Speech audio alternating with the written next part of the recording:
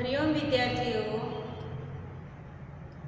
अपने next class में chapter 12 Dumduma गांव के बच्चे मैंने चला दिया था और आपको अभ्यास करवा रही थी। उसमें अपने प्रश्न 3 तक करवाया था मैंने।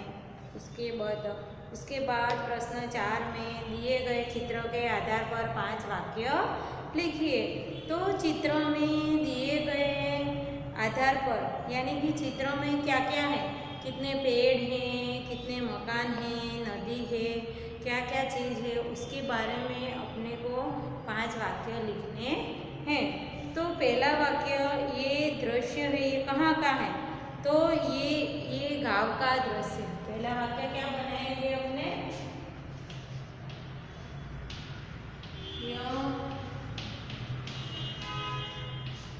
गांव का दृश्य है। यह गांव का दृश्य है। तुम्हें दिख रहा है गांव में गांव के बच्चे खेल रहे हैं, खेडूत हल चला रहे हैं, कोई कपड़े धो रहे हैं, बच्चे खेल रहे हैं, पक्षी आकाश में उड़ रहे हैं। कब का समय है? ये सुबह का समय है।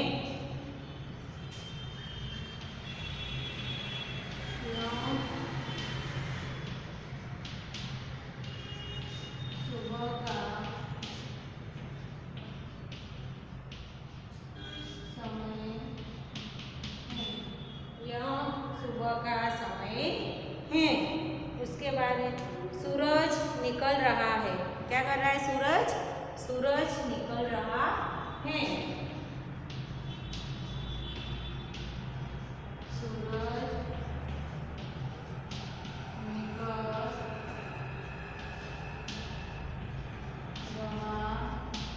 है। सूरज निकल रहा है। उसके बाद क्या दिखाई दे रहा है? आकाश में पक्षी उड़ रहे हैं।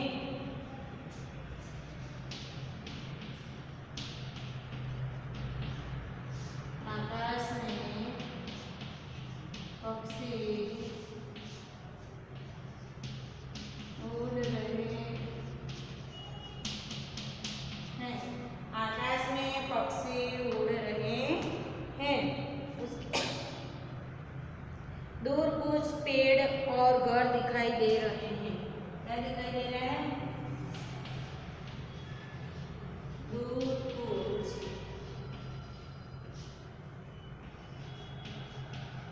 पेड़ और घर दिखाई दे रहे हैं।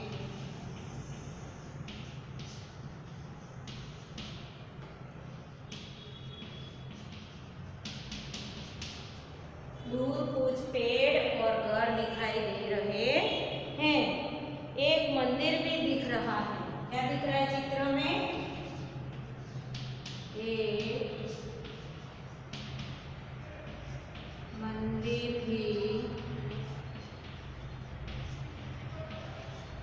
दिख रहा है। इस चित्र में एक मंदिर भी दिख रहा है। मैदान में 2 लड़के गेंद खेल रहे हैं। मैदान में 2 लड़के मैदान में 2 लड़के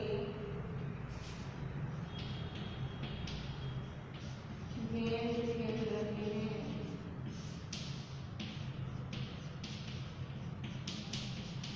मैदान में 2 लड़के गेंद खेल रहे हैं। तालाब के किनारे 2 स्त्रियां कपड़े धो रही हैं। क्या है? तालाब के किनारे, तालाब के किनारे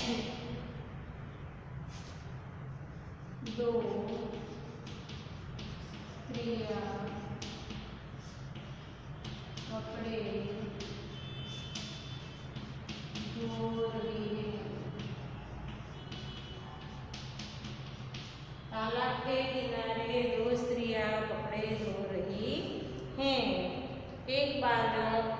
खेत के पास खड़ा है।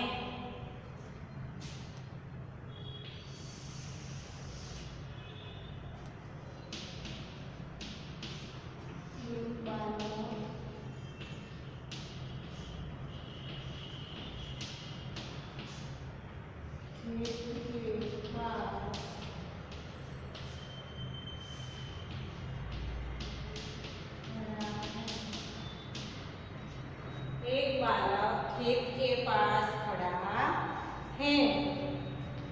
खेत में किसान है। खेत में कौन है? खेत में किसान है।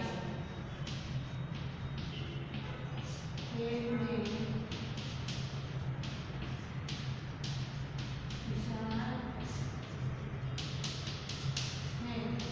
खेत में किसान है। और क्या दिख रहा है चित्रों में? किसान हल चला रहा है। किसान हल चला रहा है। किसान हल चला रहा है। दो बैल हल खींचते हैं। दो बैल हल खींचते हैं। दो बैल हल खींचते हैं। देखो इस चित्र में यह गांव का दृश्य है। इस चित्र में गांव का दृश्य दिखाई दे रहा है। यह सुबह का समय का चित्र है। कैसे पता चलेगा इस चित्र में कि ये सुबह का चित्र है या शाम का? तो सूर्य निकल रहा है। सूरज निकल रहा है। पक्षी आकाश में उड़ रहे हैं। सूरज निकल रहा है, इसीलिए इस चित्र को देख के ऐसा लग रहा है ये सुबह का चित्र है। सूरज निकल रहा है। आकाश में पक्षी उड़ रहे हैं। दूर कुछ पेड़ और घर दिखाई दे रहे हैं। कुछ पेड़ दिखाई दे रहे हैं, उसके पास में कुछ घर दिखाई दे रहे हैं। वहाँ एक मंदिर भी दिखाई दे रहा है। एक मंदिर भी दिख रहा है। मैदान में दो लड़के गेंद खेल रहे हैं। मैदान में दो लड़के गेंद खेल रहे हैं। दो स्त्रियां कपड़े धो रही हैं। तालाब के किनारे दो स्त्रियां कपड़े धो रही हैं। एक लड़का खेत के पास खड़ा है। एक लड़का खेत के पास खड़ा है। और खेत में किसान है। किसान क्या कर रहा है? खेत में किसान हल चला रहा है। दो बैल हल खींच रहे हैं। ऐसा इस चित्र को देख के वाक्य बना सकते हैं। यहाँ पे तो इस चित्र के आधार पर 5 वाक्य बोले, पर बहुत सारे वाक्य बन सकते हैं। उसके बाद प्रश्न 5 में दिया है, नीचे दिए गए चित्र के आधार पर कहानी कथन कीजिए। क्या है? इस चित्र के आधार पर कहानी कथन कीजिए। तो इस चित्र के आधार पर क्या कहानी दी है? तो मेंढक और सांप दिखाई दे रहा है इस चित्र में। 1 2 3 4 5 6 यानी कि 1 2 3 4 5 6 એટલે કે 6 चित्र में એટલે કે 1 2 3 4 5 6 चित्र दिए हुए हैं। इस 6 चित्रों के आधार पर कहानी बनानी है। तो मेंढक और सांप दिखाई दे रहे हैं। पहले चित्र में मेंढक और सांप दिखाई दे रहे हैं। तो एक तालाब दिखा रहा है। यहाँ पे क्या दिख रहा है? पहले चित्र में एक तालाब दिख रहा है। वहाँ पे एक मेंढक और सांप खेल रहे हैं। एक तालाब है, उसमें बहुत सारे मेंढक रहते हैं। एक तालाब कहानी कैसे बनाएंगे? तो एक तालाब था, उसमें बहुत सारे मेंढक खेल रहे थे। तालाब के किनारे किसका पेड़ है? तो तालाब के किनारे बरगद का पेड़ है। कहानी में किसका पेड़ दिखाई दे रहा है? कहानी में तालाब के किनारे बरगद का पेड़ दिखाई दे रहा है। एक तालाब है, उसमें बहुत सारे मेंढक रहते हैं और तालाब के किनारे एक बरगद का पेड़ दिखाई दे रहा है। उसकी जड़ में एक बिल था। क्या था? उसकी जड़ में एक बिल था। उसमें एक सांप रहता था। उसकी जड़ में एक बिल था એટલે કે એક તળાવ હતું। તળાવમાં ઘણા બધા મેંઢક એટલે કે દેડકા રહેતા હતા। ત્યાં તળાવ કિનારે એક બરગદનું પેડ હતું। તેમાં એક બખોલ કહીએ છીએ ને આપણે, તેમાં એક કાણું બીલ था, एक बिल था। તેમાં सांप रहतो હતો। उसमें एक सांप रहता था। सांप रोज रोज किसी न किसी मेंढक को पकड़कर खा जाता था। वो बिल में एक सांप रहता था। वो सांप हर रोज बाहर आता था और एक एक मेंढक को खा जाता था। એટલે કે એ ઝાડની બખોલમાં એક સાપ રહેતો હતો। એ સાપ બહાર આવે ત્યારે એક એક દેડકાને ખાઈ જતો હતો। મેંઢક પરેશાન हो उठे એટલે કે મેંઢકો એટલે કે દેડકાઓ પરેશાન થઈ રહ્યા હતા કે હવે શું કરવું। एक दिन उन्होंने आपस में मिलकर एक उपाय सोचा। એટલે કે એક દિવસ બધાએ ભેગા થઈને એક ઉપાય વિશે વિચાર્યું કે હવે આને શું કરવું। તો मेंढक परेशान हो उठे। तो मेंढक विचारवा लग्या मुश्केली में कि हवे शू करूँ। बाकी सभी मेंढक बिल के आसपास छिप गए એટલે કે બીજા બધા જે મેંઢક હતા, દેડકા હતા, એ પેલા બખોલની આજુબાજુ સંતાઈ ગયા। जैसे ही सांप ने उसे मेंढक को पकड़ा એટલે કે જેવું સાપે देड़का ने पकड़ो, मेंढक निकल आया। छिपे हुए मेंढक निकल आए और सांप को पकड़कर खींचने लगे। એટલે કે બખોલમાંથી જેવો સાપ દેડકાને ખાવા માટે બહાર આવ્યો, એવા જ બધા દેડકાઓ છુપાયા હતા એ બહાર આવીને સાપને ખેંચવા લાગ્યા। સાપ घबराया। वह पकड़े हुए मेंढक को छोड़कर भाग गया। એટલે કે સાપ પણ ગભરાઈ ગયો, તે ઓલા મેંઢકોને છોડીને ભાગી ગયો और बिल में घुस गया એટલે કે તેના બખોલમાં घुसी गयो।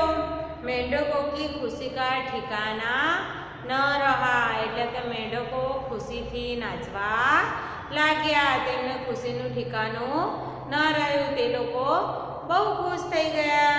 सचमुच संगठन में शक्ति है એટલે કે બધા ભેગા મળીને કોઈ પણ કાર્ય અશક્ય નથી। આ વાર્તા પરથી આપણને શીખવા મળે છે કે કોઈ પણ વસ્તુ જ્યારે બધા ભેગા મળીને મુશ્કેલી કામ હોય તો પણ આપણે સરળતાથી તેને કરી શકીએ છીએ। यानी कि कोई भी काम हो तो भी हम सब मिलजुल के काम करेंगे तो कार्य सफल होगा। तो कभी पीछे नहीं हटना चाहिए। मेंढक के इस कहानी से मेंढक और सांप की ये कहानी दी गई है। तो इस मेंढक की कहानी में से क्वेश्चन मैं आपको पूछती हूँ और उसके थोड़े आंसर जो अपने वर्कशीट में आए तो आप लिखना। मेंढक कहाँ रहता था? तो इस कहानी के आधार से मेंढक तालाब में रहता था। मेंढक कहाँ रहते थे? मेंढक तालाब में रहते थे। तालाब के किनारे कौन सा पेड़ था? ऐसा क्वेश्चन आए कि तालाब के किनारे कौन सा पेड़ था, तो तालाब के किनारे बरगद का पेड़ था। सांप का बिल कहाँ था, तो सांप का बिल बरगद की जड़ की नजदीक था। सांप का बिल कहाँ था, तो सांप का बिल बरगद की पेड़ की नजदीक था। सांप किसको खा जाता था, तो सांप मेंढक को खा जाता था। सांप किसको खा जाता था, सांप मेंढक को खा जाता था। मेंढक ने परेशान होकर क्या किया, तो मेंढक ने परेशान होकर उपाय सोचा।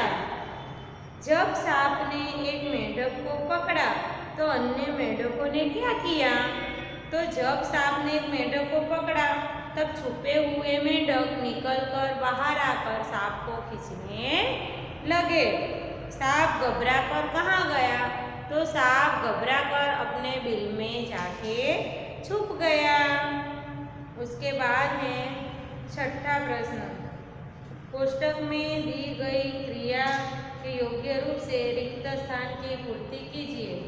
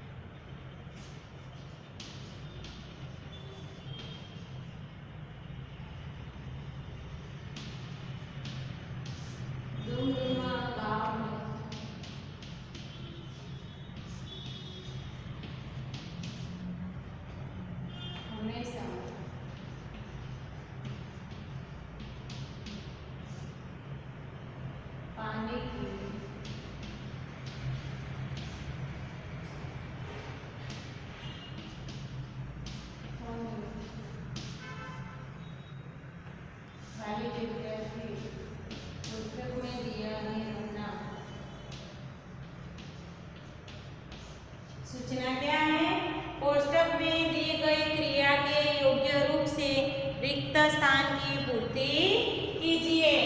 तो पहला है डुमडुमा गांव में हमेशा पानी की कमी, खाली जगह थी, रहना आएगा नहीं, तो क्या आएगा, हमेशा पानी की कमी रहती थी, क्या आएगा, रहती। उसके बाद दूसरा, बच्चे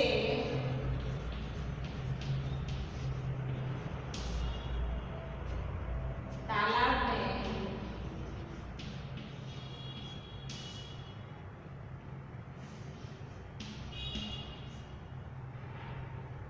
खाली जगह थे, क्या कर रहे थे, नहाना।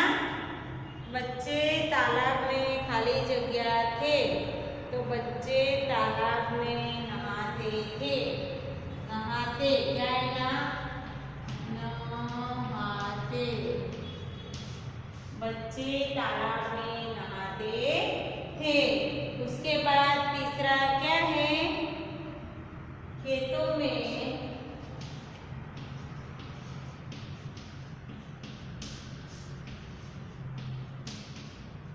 मक्का और धान,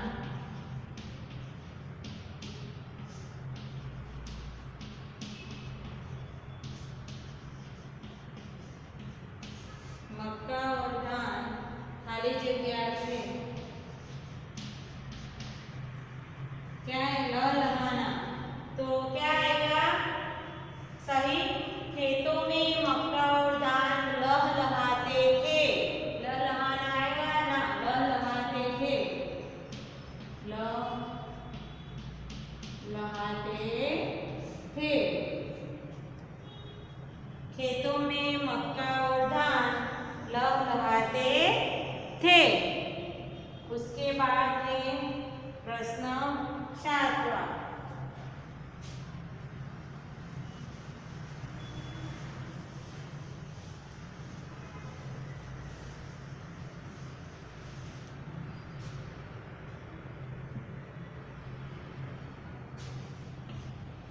सातवें प्रश्न में क्या है?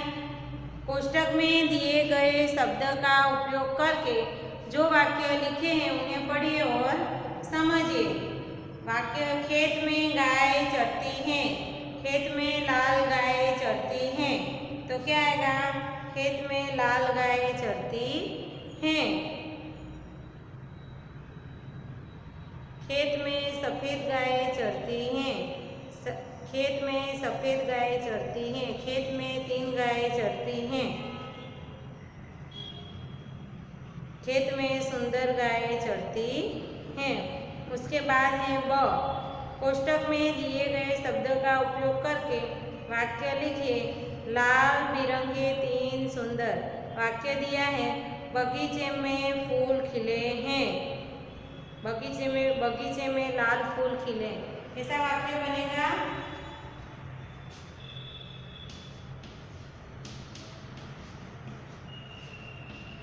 बगीचे में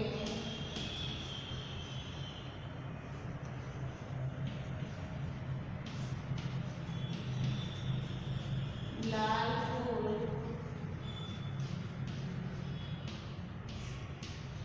खिले हैं। बगीचे में लाल फूल खिले हैं।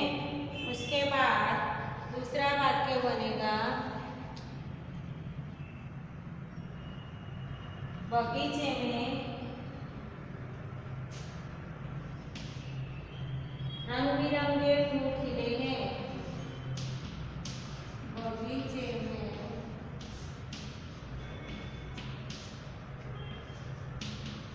रंग बिरंगे बगीचे में रंग बिरंगे फूल खिले हैं। बगीचे में रंग बिरंगे फूल खिले हैं। उसके बाद 3। कौन सा शब्द दिया है? 3। तो बगीचे में 3 फूल खिले हैं। बगीचे में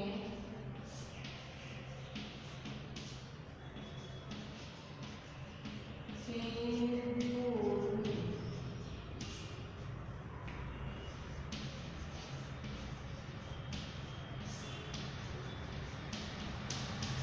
बगीचे में 3 फूल खिले हैं। उसके बाद चौथा बगीचे में सुंदर फूल खिले हैं।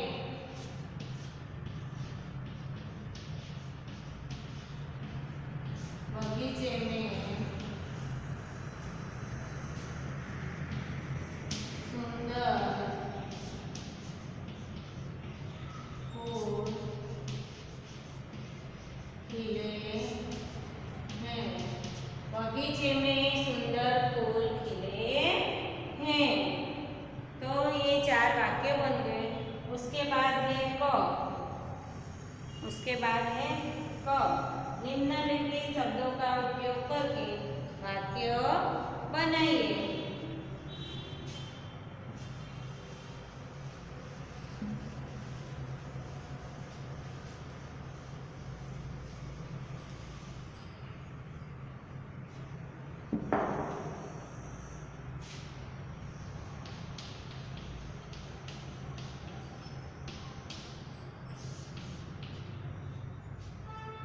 निम्नलिखित शब्दों का उपयोग करके वाक्य बनाइए। तो पहला शब्द है होशियार।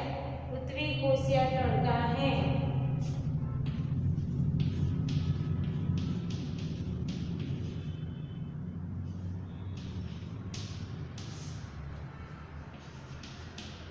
कोई भी नाम लिख सकते हैं अपने।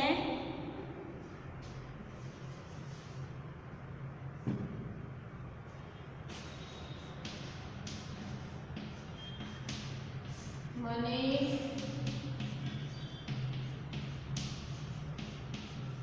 होशियार लड़का है।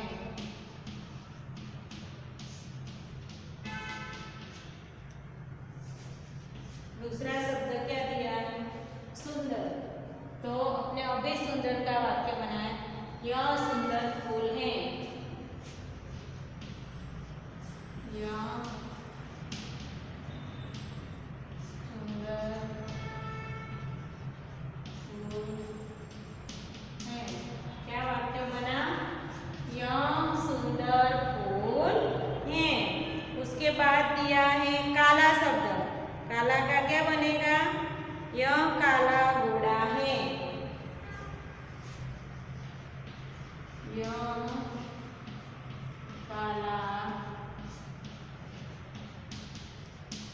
घोड़ा है। यह काला कुत्ता है। यह काला घोड़ा है। यह काली बिल्ली है। ऐसे कुछ भी वाक्य बना सकते हैं। उसके बाद है छोटा। तो तनिष छोटा लड़का है। तनिष छोटा लड़का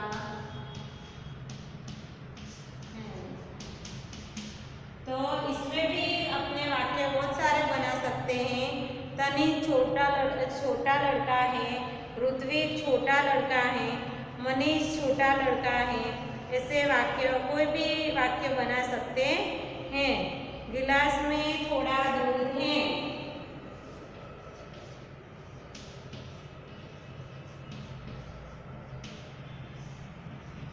गिलास में